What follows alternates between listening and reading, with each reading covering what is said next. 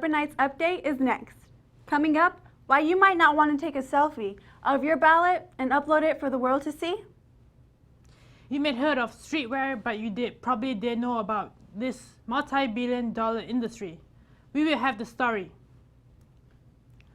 Another clown scare in the Bay Area, this time involving a gun. And to be young, gay, and black. A new film's coming out this week. We have one-on-one with the director. All that and more next on Urban Nights Update.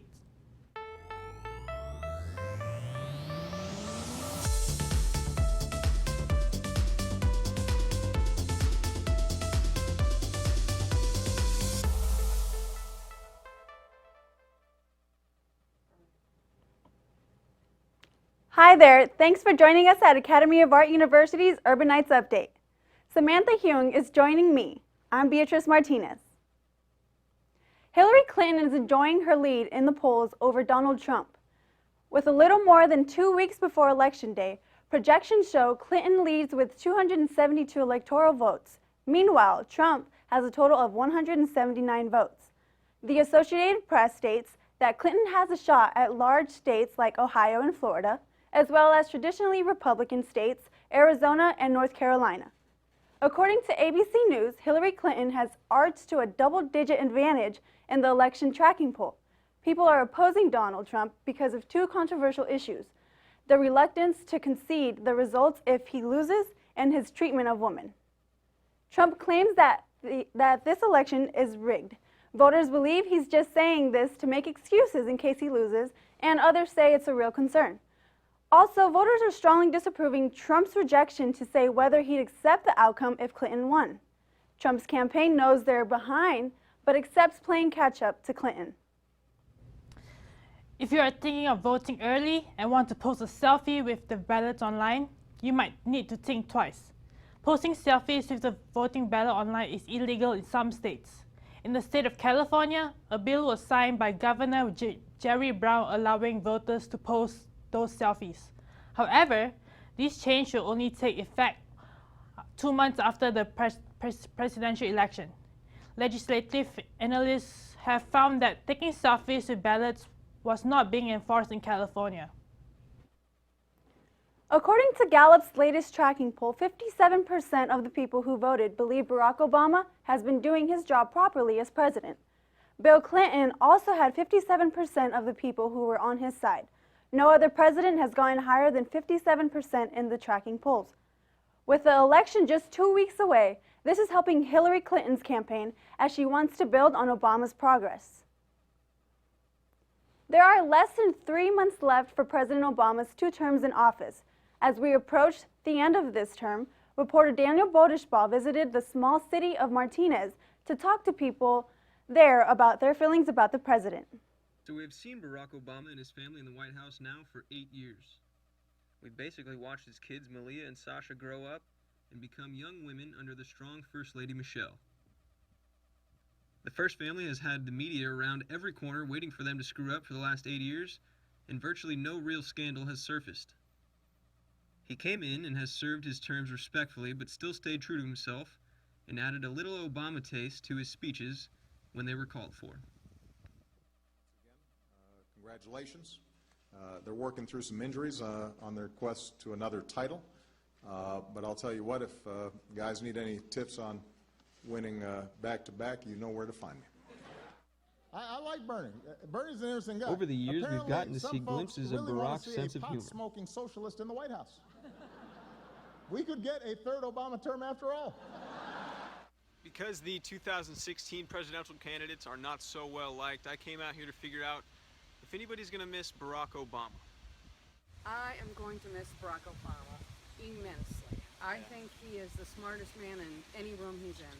I think he's thoughtful and even thinking. I think he has always had the best interest of the country in his mind. President Obama. No. No. And why is that? I'm not really sure, actually. I don't know. I really don't know. Barack has just been a class act throughout his 2 terms, something we cannot say about the current candidates Donald Trump and Hillary Clinton. So yes, Obama, just know that you are one of a kind and you will be missed. I'm Daniel Boderspaw in Martinez with your Urban Nights update.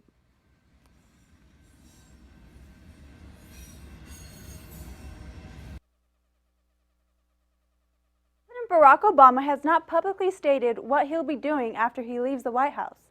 He's only announced that he and his wife will be living in D.C. for a while, so youngest daughter, Malia, can finish high school there. People are outraged by the 10,000 National Guard soldiers who have been told they have to repay thousands of dollars. They have been ordered to repay enlistment bonuses after a decade of serving in Iraq and Afghanistan. The Pentagon is demanding back money after audits revealed overpayments by the California Guard. At the time, the state was under pressure to reach enlistment goals and offered bonuses of $15,000 or more if soldiers would release. Apparently, if soldiers refuse, they could be faced with interest charges, tax lines, and wage garnishments. Unemployment rates in the Bay Area are below average compared to the entire state of California. More counties across the Bay Area are seeing a decrease in people who don't have jobs. State employment officials announced that the employment rates in all 9 Bay Area counties is below the state average since September. The employment rate in six counties was below 4% and between 4 and 5% in the two other Bay Area counties, while the state jobless rate is 5.5%. One industry that seems to be generating a lot of money is the selling and reselling of streetwear.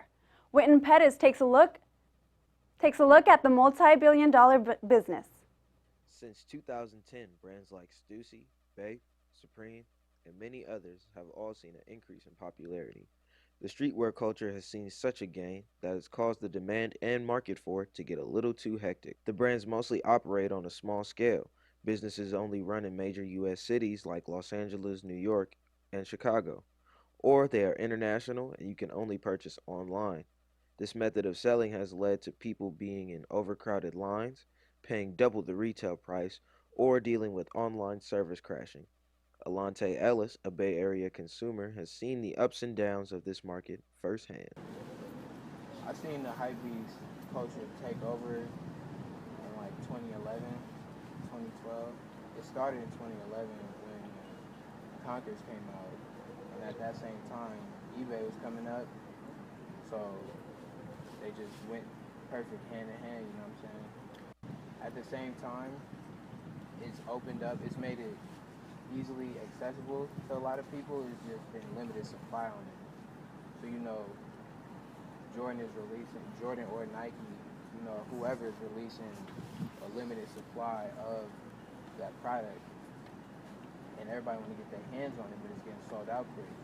And, you know, everybody want to keep it, but, you know, you got people online trying to sell it, and they're not trying to get lowballed. Keeping up with the streetwear market has become a challenge for some consumers and has pushed some down a road they don't want to take. What made me want to resell, I want to say just growing up with the culture, just seeing how the prices been getting higher with the clothes, and the clothes has just been getting better and everything like that. Trying to keep up with the lifestyle and trying to keep up with like buying new items and stuff, you kind of are forced to resell other items to get these higher quality items that you want to get with Supreme and stuff, or any brand that you like. It has, because, I mean, it used to be super low-key. Everybody knew, I mean, not a lot of people knew about, you know, the streetwear brands, and it was still rising up when I was really messing with it and everything like that. Now everybody knows, so everybody's trying to get the hottest item.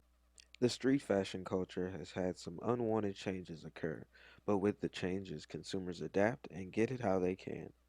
From San Francisco, I'm Wynton Pettis with your Urban Nights update. Studies have shown the streetwear industry has generated an estimated $75 billion in the U.S. That being in 2013, the numbers have definitely grown since then. As we know, the U.S. isn't a stranger to debt, but now our student loans debt crisis is causing students to graduate with more debt than ever before. The average 2016 grad racks up to $37,000 in debt. That's 6% higher than last year. The monthly payment average is $351, and there's a number that will amaze you. 43 million Americans collectively owe $1.3 trillion in student debt.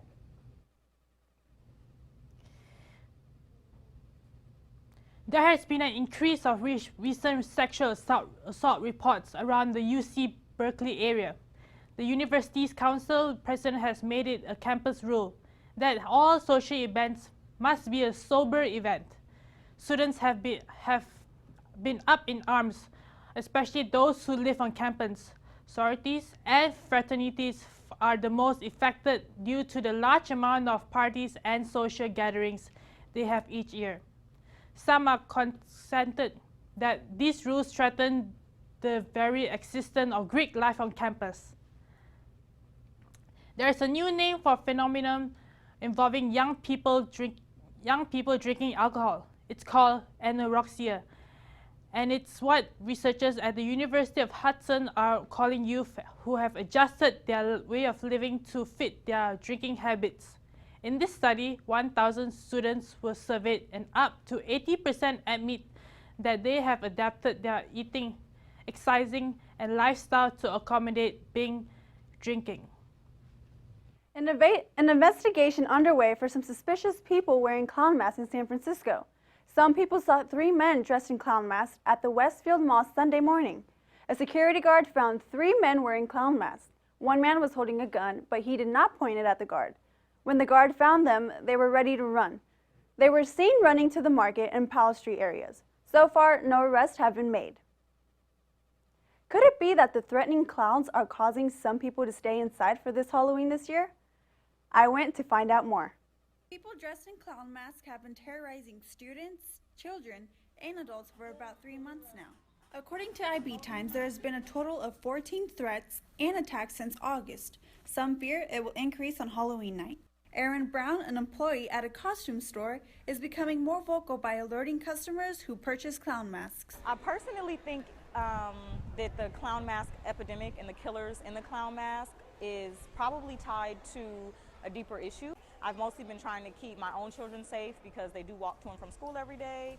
And I think that for the most part, it's an immature prank that is now getting more people hurt than were originally probably involved in the first place. I think being a Halloween store employee, it is important to warn our customers about what's happening because we've been open since August and children were already coming in, children and adults, really into clowns and wanting to purchase clowns. And it wasn't until the following month that it really got heavy in the media about the killer clowns. I don't think that we should pull it off the shelves. But I think that as people come in and are interested, I think we should tell them, just so you know, there is some things in the media about people who are intentionally hurting people dressed as clowns and people dressed as clowns hurting people.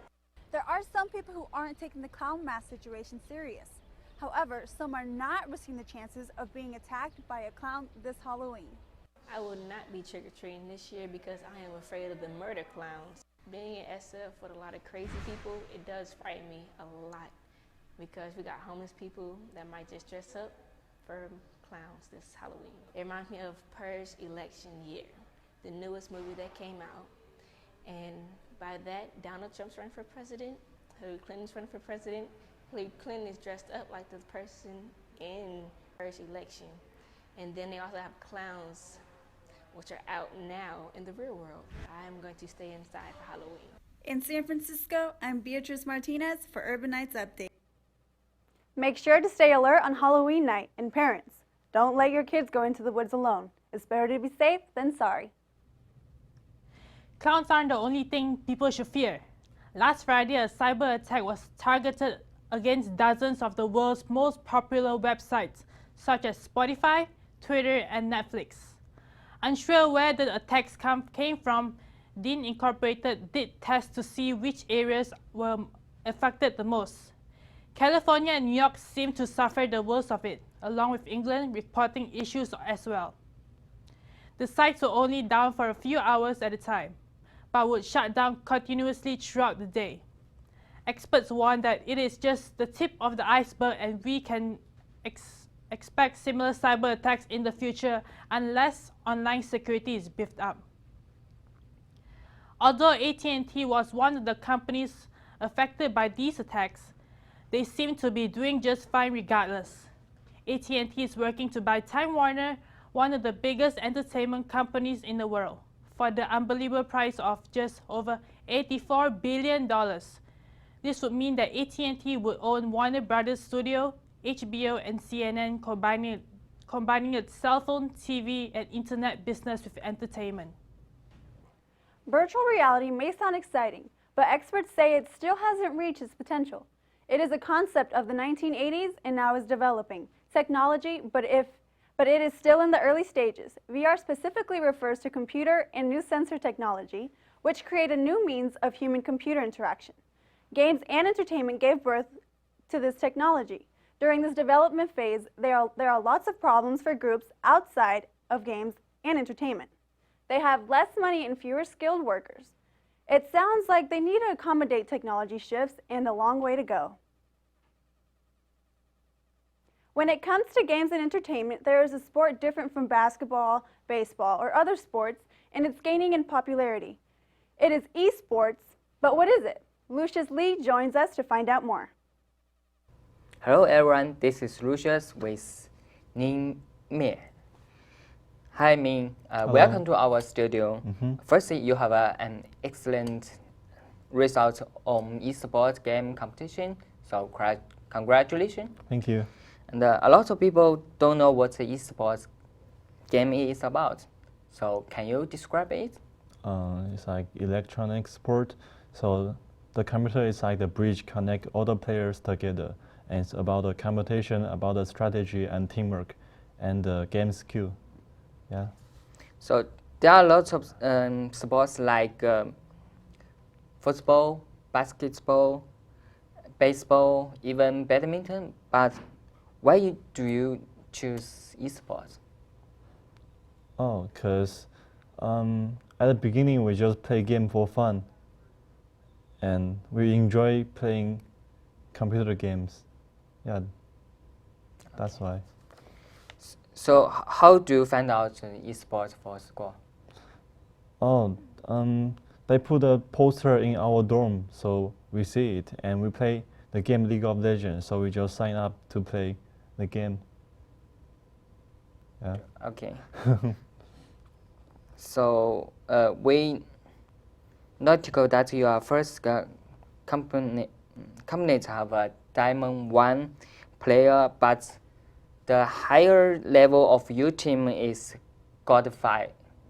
So there are two camps between you and your opponent level. So what's your strength for them? Can you share with us? Yeah, the first enemy was hard, but we still won because we had better teamwork. Yeah, we communicate a lot when we was playing the game, and then we win. Okay, but it's pretty that when you got huge advantage in the final round, however you lost the game.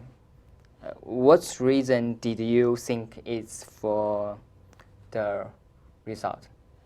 Yeah, our player is really strong in individual, but the enemy's teamwork is better than us. And our team have Korean, Taiwanese, Chinese, so communication is not good as the enemy team. I think that's why we lose. Thank you for your wonderful performance in esports. And if you want to watch this competition, so you can watch really a repair video on internet. So now let us return to the studio. Thanks, Lucius. This is one for the history books. Mavericks is known to be one of the dangerous surf competition in the world that only men were allowed to compete. After countless complaints about women not being able to compete, the California Coastal Commission has made an appeal for including female surfers. Contest organizers have decided not to extend the ban anymore and are letting women to compete for the first time. There will be 6 women in inaugural women's division. With all that talk of sports, it's time to find out more about our own sports here at Academy of Art University. Let's join Christian Sprague for more. Last Saturday, AAU's cross-country team competed in the Bronco Open, where sophomore Ashley Brown earned her first career best time of 23 minutes and 11 seconds and finished 26 out of 186 people. Last season was one of the most memorable in the history of the NBA and one of the most profitable for the Golden State Warriors.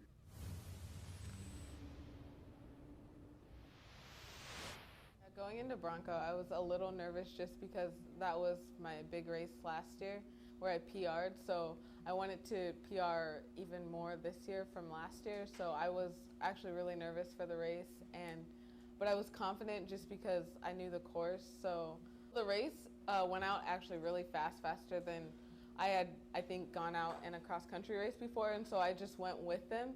And like towards the middle of the race was, Tori calls it like my dark place or whatever, where like I kind of zone out, and at first I honestly didn't think that I was on track to PR, but I didn't I didn't let that like kind of discourage me. I just like tried to give everything else that I had, and then towards the end of the race when I saw the clock, I was like, oh, okay, so I actually did like do better than I had thought that I did. So they actually had suggested that I go out faster to like put myself in the race, so that's what I tried to do this race. They didn't mean to go as fast as I did, but I think still it was a good learning experience for me. Cross country, I used to look at it as just to keep me in shape, but now it's actually an important part of like my running career because I want to do well in both. And I think the things that I learn in cross country, just mentality-wise, really cross over into track, just because I feel like cross country has given me something that maybe some of the other runners that I'm running against don't have. So yeah, so going into track, I'm gonna try and keep the same mentality to just like push through like those long pains and things just to do what I need to do on it.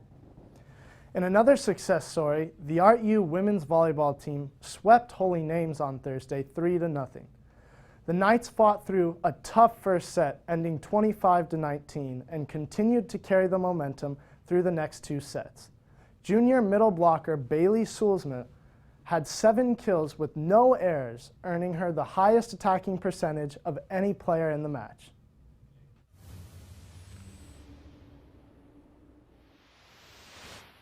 We really stuck to the things that we've been working on in practice. We served tough, I thought, really focusing through each point. Even if we had a bit of a lead at some point, we just kept pushing through and pushing through. And I think that this win means a lot for us going into the weekend, really tough match on Saturday. And I'm looking forward to us taking that consistency through and just really having a good match on Saturday as well. I've been working on a lot of different things in practice.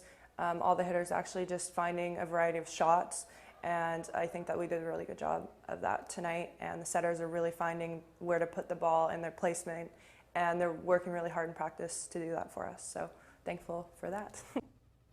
This week, women's volleyball takes on Dixie State at Kezar Pavilion on Saturday at 3 p.m., as well as men and women's soccer playing Notre Dame on Thursday at Beach Chalet Soccer Fields. The men will play at 10:30 a.m. just before the women at 1 p.m. That's all we have for sports for now. See you next time. Up next, we will be sharing with you some amazing entertainment. Priscilla Mora has been working extremely hard to put this piece together. She will be talking about music, movies coming up. I know you all have heard about the Medea movie. I know I have. And that's it for that. Thanks, Beatrice. Hi, and welcome to this week's latest in entertainment. There are a lot of movies opening this weekend with some big artists and names that you aren't going to want to miss. The first movie hitting the box office this weekend is Inferno, starring Tom Hanks and Felicity Jones. They team up and travel across Europe to stop a worldwide virus from taking out half of the world's population. The world is depending on them to save them from this epidemic. Inferno hits the box office this Friday. That is definitely an action-packed movie you aren't going to want to miss. Also opening this weekend is The Eagle Huntress. Produced by Sony Pictures, a 13-year-old girl becomes the first female in 12 generations to become an eagle huntress. For centuries, the tradition has handed down from father to son, but she wants to prove that a girl can do anything a boy can do. Taking place in Mongolia, this girl breaks the barrier in history. For over 2,000 years, eagles were only hunted by men until she comes along. This movie is inspiring to children around the world. The Eagle Huntress is rated G and is definitely a great movie for a family movie night. The Eagle Huntress hits the box office this Sunday. If you feel like staying in this weekend, Universal Studios is releasing Bad Moms on Blu-ray and DVD. Bad Mom is a comedy directed by John Lucas and Scott Moore, also the directors of Hangover and Four Christmases. Bad Mom isn't suitable for children, but if you want a good laugh, this is one you're going to want to watch. It hits the stores this Sunday, so make sure you get your copy. If you want a day out with the family or enjoy outdoors, visit Discovery Day at Cal State East Bay. It is a free hands-on science festival hosted by the students and faculty at Cal State East Bay. It is family-friendly with over 50 science activities. This is this Saturday from 10 a.m. to 2 p.m. And now for the best part, it's free, so make sure you take out the family for some fun. If you'd rather be celebrating Halloween this weekend, head to Pier 70 for the Ghost Ship Halloween Party for some free fun as well. Ghost Ship Halloween will host a free preview party from noon to 5 p.m. There will be food, games, and rides. You can even bring your pets and join the second annual Doggy Patch Costume Contest. Don't miss a chance to show off your costumes and enjoy the fun. Although this is a free event, an RSVP through their website is highly recommended. For more information, go to ghostship.halloween.com or follow them on Facebook. And for this week's Billboard Top 5 Songs of the Week, we have Let Me Love You by DJ Snake rolling in at number 5 for the second week in a row.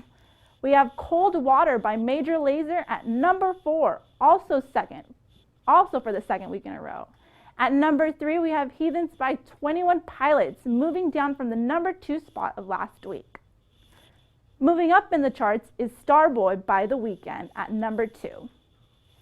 And again, at number 1 is Closer by the Chainsmokers for the third week in a row. Closer has been in the top charts for the last 10 weeks and is still as popular as it was when it first came out. Thank you for joining us. See you back next time. A new film opening this week features a film director and writer who have never made a film before. Reporter Kiyomi Misuda talked with director Barry about his new movie, Moonlight. A new indie film took the Toronto Film Festival by storm. Director Barry Jenkins has us follow the journey of Chiron through 3 stages of his life. I had the chance to talk to Jenkins about the meaning of Moonlight.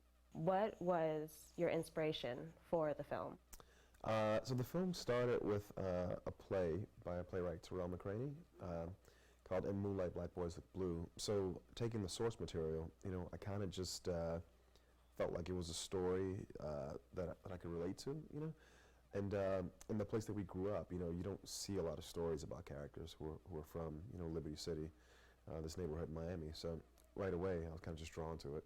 Because it is about Chiron trying to go through the hurdles of life, especially being a young black gay kid. In most ethnic communities, it is difficult to come out as being gay. What are your thoughts on that? I think it's an aspect of the film where I'm relying on empathy, but I'm also trusting Terrell's voice, as the originator, to get us to a place where I can authentically tell the story. So I don't think homophobia has a race or is more prevalent in one society or the next. I think the images that we project into the media show a lot more. One community has this sort of like stigma and the other community doesn't, because the other community controls the media. So. Speaking of the media, this past Oscars was considered #OscarsSoWhite.